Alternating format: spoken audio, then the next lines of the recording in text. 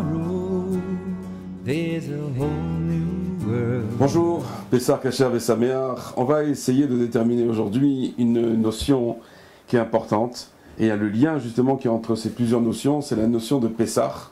Donc du Korban Pessah, vous savez qu'il y avait un sacrifice qui était réalisé au Beth Amikdash, où il y avait une mitzvah qui incombait à tout le clan d'Israël de venir manger le Korban Pessah à Jérusalem. Et on va essayer de voir un peu qu'est-ce que c'est cette notion de Korban Pessah, la notion de la matzah, tout le monde sait ce que c'est, manger la matzah, et la notion du maror. Et puis on va voir que donc il y a un lien qui va les lier, enfin quelque chose, un pont qui va lier la notion du Korban Pessah avec celle de la matzah et celle du maror. Et on va voir donc le lien qui est entre eux. Alors le Korban Pessah, il faut comprendre d'abord qu'est-ce que c'est. Selon les termes qui sont employés ici dans le Dan de la Chassidoute, c'est Klaliyut Haolamot. C'est, on va dire, c'est l'union des mondes. Il y a les mondes, vous savez qu'il y a des mondes supérieurs et il y a des mondes inférieurs. Le monde inférieur, c'est celui dans lequel nous vivons. Et il faut savoir qu'il y a au-dessus, il y a 7 cieux. Il y a le ciel tel qu'on le connaît, le ciel bleu, avec les oiseaux, etc. Il y a le deuxième ciel, c'est là où il y a le cosmos, donc toutes les galaxies, les constellations, etc., les planètes, Saturne, Vénus, tout ce que nous connaissons et tout ce que nous ne connaissons pas. Et il y a un troisième monde, qui est le monde où arrive justement la fumée qui se montait des corbanotes. Donc après, il y a le quatrième et le cinquième monde, et Akadosh Baruch Hu est au-delà des 7 mondes. Et il faut savoir une chose aussi, c'est que lorsqu'il y a eu le don de la Torah, Akadosh Baruch Hu avait fait une chose assez exceptionnelle, c'est qu'il avait ouvert les 7 cieux. Tout avait été ouvert, c'est la raison pour laquelle c'est marqué, c'est ce que nous disons à chaque fois que nous ouvrons le Sefer Torah le Shabbat matin, Ata Arat Aladat Ki Hashem o Elokim. Tu nous as montré que Dieu, il n'y a que lui à l'intérieur, puisque tu avais ouvert toi-même les 7 cieux, et il n'y avait rien d'autre que toi à part ça. Donc c'est cette notion de ciel, et cette notion de troisième ciel en l'occurrence, où monte la fumée des corbanotes, elle est très importante. Donc on voit qu'il y a une union donc, des mondes supérieurs avec les mondes inférieurs. Toute la notion des corbanotes, les corbanotes en général, tous les sacrifices qui étaient dans le temple, c'était justement pour créer un lien entre le monde d'en haut et le monde d'en bas. Il faut savoir que cette notion de monde d'en haut et de monde d'en bas, elle existe à tous les points de vue. Il y a une connexion avec le monde des gens qui sont niftarim, qui sont décédés avec les gens d'en bas. À tous les points de vue, on retrouve cette notion. Je ne vais pas trop rentrer là-dedans maintenant, mais sachez que la corrélation, elle est très importante. En tout cas, on voit que donc les mondes supérieurs vont être mélangés avec les mondes inférieurs. Et il nous dit, chez Zeikar Shlemut Geoula. Il dit, c'est ça justement la perfection de la Geoula. Qu'est-ce qui va se passer lorsqu'il va y avoir la délivrance finale, Bezrat Hashem? Le monde d'en haut va se mélanger avec le monde d'en bas. Donc on voit que cette notion des corbanotes, qui en fin de compte unifiait le monde d'en haut et le monde d'en bas, en fin de compte cette notion va revenir dans le domaine de la Géoula, dans le domaine de la libération, et on va voir que le monde d'ici va être complètement fusionné avec le monde d'en haut. Ça veut dire, qu'est-ce qui va se passer? Après qu'il y aura le Zman du Mashiach, il va y avoir ce qu'on appelle les Atid Lavo, les deux mondes qui vont fusionner. Il va y avoir Triat Hametim, la résurrection des morts, et puis après il va y avoir les Neshamot qui sont en haut vont descendre en bas. Enfin, comme on dit, c'est marqué Aïn Lora'ata Elokim Zulatecha. Personne n'a jamais vu encore ce qui va se passer. Ce qu'on sait, c'est qu'il y aura une fusion entre les deux mondes. Et donc en l'occurrence, le Korban Pessah, les corbanotes en général, c'est cette fusion-là. Il dit pourquoi? Il dit parce que lorsqu'on sacrifiait cet animal-là sur le Beth Amikdash, sur le Mizbeach, il y avait une très bonne odeur qui montait vers Hachem, donc jusqu'au 3e ciel, comme on l'a expliqué tout à l'heure. Et Akadosh Baruch Hu, qu'est-ce qu'il faisait? Lorsqu'il, Kaviachol, si on peut s'exprimer ainsi, excusez-moi, lorsqu'Akadosh Baruch Hu sentait cette odeur de la fumée des corbanotes, alors il faisait descendre complètement sa présence divine au Beth Amikdash et il a agréé ainsi le korban en général que l'on faisait. Maintenant, Korban Pessah, c'est encore plus fort que tous les autres corbanotes. C'était quelque chose qui était très spécial, le Korban Pessah. Pourquoi? Où est-ce qu'ils ont réalisé le premier Korban Pessah? Ils l'ont réalisé dans l'endroit le plus tamé, le plus impur qu'il puisse y avoir dans le monde, c'est-à-dire la terre d'Égypte. Pourquoi elle était tellement impure? Parce que d'abord, il y avait la débauche sexuelle dans tous les sens, et puis surtout, c'était rempli d'Avodah Zara. Comment est-ce qu'on peut réaliser un korban, et que ce korban avait une telle importance aux yeux d'Akadosh Baruch Hu, lorsqu'il est réalisé dans un endroit qui est tellement bas et tellement immonde? Et malgré tout, on voit que le korban Pessah avait une importance qui était capitale, qui était suprême, qui était supérieure à tous tous les autres korbanot que l'on réalisait dans le Beth Amikdash. Et donc, qu'est-ce qui se passait? Moshe Rabbeinu lui-même, avec sa force, il avait réalisé le Korban Pessah et il avait réussi justement à le monter de cet endroit qui était tellement impur de l'Égypte pour le faire monter vers Akadosh Baruch Hu. Mais après il nous dit, mais cette notion-là, en vérité, c'est très difficile pour un homme de la comprendre. Cette fusion du monde d'en haut, du monde d'en bas, la notion que le Korban Pessah a pu être réalisé à partir d'un endroit aussi impur, et que dans le Beth Amikdash, au contraire, il fallait que ce soit l'endroit le plus pur du monde, c'était le Beth Amikdash. Comment c'est possible que dans l'endroit le plus impur du monde, ça a pu marcher, et que c'était le Korban le plus haut, et que d'un autre côté, les Korbanot qui étaient réalisés dans le Beth Amikdash, eux-mêmes, ils étaient seulement valables que s'ils étaient réalisés à l'intérieur du Beth Amikdash. C'est-à-dire, on arrive à des questions, on arrive à ce qu'on appelle des couchiotes, des questions existentialistes, des questions comment ça fonctionne. Il n'y a pas de raison à donner à ça. Et il dit en vérité, cette notion du korban en lui-même, c'est quelque chose qu'on ne peut pas arriver à comprendre. Et ça ressemble justement à la notion de matzah, que c'est marqué chez Nizharin Az Me'od Mechametz. Pourquoi est-ce qu'on fait tellement attention au niveau de la matzah à ce que jamais elle ne devienne chametz? Pourquoi? Shelo la tril la achmitz mocho klal bechakirot vekushiot.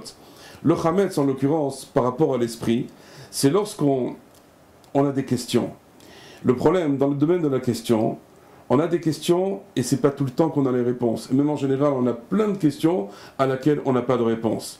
Cette notion de matzah, cette notion de korban pessah qu'on mangeait avec la matzah, c'était pour nous apprendre qu'il devait jamais y avoir de chametz dans l'esprit de l'individu. Si je laissais le chametz monter, ça devenait une catastrophe. Le chametz, comment il se détermine ici?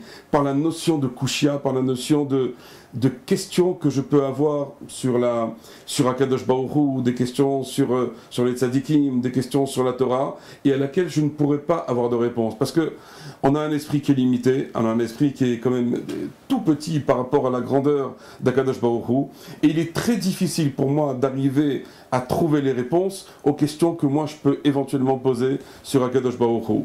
Donc cette notion de korban dans laquelle on n'arrive pas à avoir trouvé de réponse, en fin de compte on va trouver la même chose, cette même notion dans la notion de matzah, que la matzah, il ne doit jamais y avoir du chametz à l'intérieur de la matzah. Pourquoi? Parce que les questions sont à éviter. Il y a des questions naturellement essentielles, pshutot, évidentes, que l'on peut poser dans le cadre de l'étude, mais il y a des notions, il y a des questions que je ne pourrai jamais poser, et que si je commence à les poser, et que je n'ai pas la solution à ces questions-là, je vais faire rentrer du chametz dans mon esprit. Et vous savez qu'est-ce qui peut se passer? C'est que lorsque quelqu'un il a beaucoup de questions et qu'il n'a pas de réponse, alors il peut avoir une chute dans le domaine de la Emouna, quelque chose de catastrophique. Combien de gens j'ai vu autour de moi qui eux-mêmes n'arrivaient pas à avoir les questions, ils n'arrivaient pas à trouver les réponses pour donner à leurs enfants ou aux gens qu'ils côtoyaient. Les enfants sont partis parce qu'ils n'avaient pas les réponses. Mais en l'occurrence, on doit être conscient qu'on doit être capable de pouvoir vivre avec une question, même si on n'a pas la réponse. La preuve dans le Korban Pessah, c'est exactement ce qu'on nous disait aussi. La preuve dans le domaine de la matzah avec le chametz, c'est la même chose qu'on nous dit aussi. Ne laisse pas ton esprit devenir chametz. Ça veut dire quoi? Ne laisse pas gonfler maintenant des questions à l'intérieur à laquelle tu sais que personne ne pourra jamais te répondre. Donc qu'est-ce qu'il faut faire quand on a une question et qu'on ne sait pas comment y répondre? Il faut faire travailler la notion de la Emouna pshuta, de la Emouna qui est simple. Et c'est justement maintenant on va arriver à la notion du maror, puisqu'on a expliqué la notion du Korban Pessah, la notion maintenant donc de la matzah et de ne pas laisser son esprit devenir chametz, et donc on en arrive aux troisième chose qui est, donc c'est les trois éléments importants donc de Pessah. La troisième chose c'est le maror. Comment que c'est marqué dans le maror? Dans la Haggadah, comment on dit? Vayemareru et chayehem, ils ont rendu amère leur vie. Alors, la chose facile qu'on apprend toujours, pourquoi on mange du maror? Parce que c'est marqué dans le passouk, Vayemareru, ils ont rendu amère leur vie. Alors, puisque ça rappelle l'amertume, alors on prend de la maror, on prend de la laitue qu'on fait tremper dans la charoset, etc. Alors ça nous rappelle. Mais c'est pas seulement ça, c'est vrai qu'il y a ça à faire pour s'en souvenir, mais se souvenir de quoi? Il dit la chose suivante, il dit Kiev Charles Scott et Kolze. Comment on peut être méritant de ne jamais de tomber dans le chametz? C'est-à-dire, qu'est-ce qu'on appelle tomber dans le chametz? C'est-à-dire qu'on cherche à avoir un équilibre. L'équilibre, en l'occurrence, ici, il s'appelle être béchalom. Il s'appelle être en paix avec soi-même. Tout le temps où je ne suis pas en paix avec moi-même, j'ai des questions qui me turlupinent, qui m'embêtent, qui m'attaquent, et je n'ai pas les réponses, alors je ne suis pas méritant de tout ça. Donc il dit qui m'a l'idée prinat maror. Je ne peux être méritant d'arriver au shalom, d'arriver à un équilibre à partir du moment où je touche à la notion du maror. Qu'est-ce que ça veut dire? Il faut d'abord vivre une mériroute, une amertume dans la vie avant d'arriver au shalom. Et ça, c'est une notion extrêmement importante. Les gens, ils pensent qu'ils veulent arriver au shalom, ils veulent arriver à l'équilibre, mais sans souffrir. Or, c'est impossible. Je ne peux pas arriver à l'équilibre dans ma vie si je n'ai pas vécu obligatoirement, cette notion de mériroute, cette notion d'amertume. D'où est-ce qu'on sait ça? C'est marqué dans le pasouk, Iné le shalom, mar limar. Voilà que le shalom, il est amer. Et regardez, je vais vous dire quelque chose. Regardez entre les nations, lorsqu'il y a une guerre entre deux nations, c'est difficile de faire la paix. C'est quelque chose de très amer, c'est très compliqué d'en arriver à faire le shalom lorsqu'il y a une guerre entre deux États, lorsqu'il y a une guerre entre deux hommes ou entre un homme et sa femme. C'est très difficile d'arriver au shalom. Cet équilibre-là, il est très compliqué. Pourquoi? Parce qu'il demande la souffrance auparavant. Avant d'accepter d'arriver, entre guillemets, à la table des négociations, ça demande énormément d'efforts, énormément de peine. C'est ça ce qui est marqué. Vela iné la shalom ma'alima. Voilà que le shalom, je lui dis, il est amer, c'est quelque chose qui est insupportable. C'est très dur d'arriver au shalom. Donc ça veut dire qu'il faut d'abord souffrir avant d'arriver au shalom. Et c'est ça ce que l'on dit ici. Parce qu'en vérité, le shalom, qu'est-ce que c'est? C'est la guérison de tout. C'est la guérison de l'âme, c'est la guérison du corps. Toutes les maladies, en vérité, viennent à cause de quoi? C'est qu'il y a un déséquilibre, il y a un désordre à l'intérieur du corps humain. S'il n'y avait pas de désordre dans le cœur humain, le corps ne souffrirait pas. S'il n'y avait pas un désordre aussi à l'intérieur de la neshama, le corps et la neshama ne souffriraient pas. Pourquoi il y a tout ça? Parce qu'il n'y a pas de shalom, il n'y a pas d'équilibre. Et donc, il dit donc, on ne peut donc accepter, recevoir le shalom qu'à partir du moment où il y a de la mériroute. Il y a donc de l'amertume. Et c'est ça donc ce qu'on nous apprend ici, c'est que on doit manger le maror avec la matzah et avec le korban pessar, parce qu'en vérité tout ça c'est l'union de tous les mondes, le monde auquel on voudrait aspirer, le monde de la réussite, le monde du shalom, mais d'un autre côté le monde de l'amertume. Et il doit y avoir une fusion entre tous ces mondes, le monde du chametz, le monde de la matzah, le monde du korban pessar, le monde du maror, qui sont en vérité une seule et même chose. C'est la raison pour laquelle on voit que c'est dans la Gada on nous dit, tout celui qui n'a pas dit ces trois choses-là, pessar, matzah et maror, il n'est pas quitte de son devoir. C'est-à-dire si tu n'as pas compris qu'il doit y avoir un lien très puissant entre le korban pessar, entre les questions que tu peux avoir, entre le chametz de la matzah, qu'il doit y avoir une matzah qui doit être kshera complètement, et donc il ne doit pas y avoir de chametz, de ne pas laisser gamberger son esprit, pour ne pas arriver à avoir des questions qu'on n'aura jamais de solution. Et si tu n'as pas rajouté le maror là-dessus, pour te montrer que le maror, tu dois souffrir avant d'arriver au véritable shalom, et qu'il y a une union, il y a une klaliyut, il y a une généralité, il y a une solidarité dans ces trois éléments-là, alors tu n'as pas réalisé Pessah. C'est la raison pour laquelle pendant la Haggadah, on dit Michelo Amar Pessah, Matzah ou Maror, Loyatsaye de Chovato, tout celui qui n'a pas dit ces trois choses-là, il n'est pas quitte de son devoir. Donc vous voyez à quel point la notion, elle est importante, et à quel point on doit comprendre que cette notion de Chametz, elle est évidente, et à combien il faut l'éradiquer de notre esprit, et se concentrer, et faire développer uniquement la Torah Kshera Bezrat Hashem. Je vous souhaite un excellent Pessah, Kasher et Sameach, et on se retrouve très bientôt, j'espère.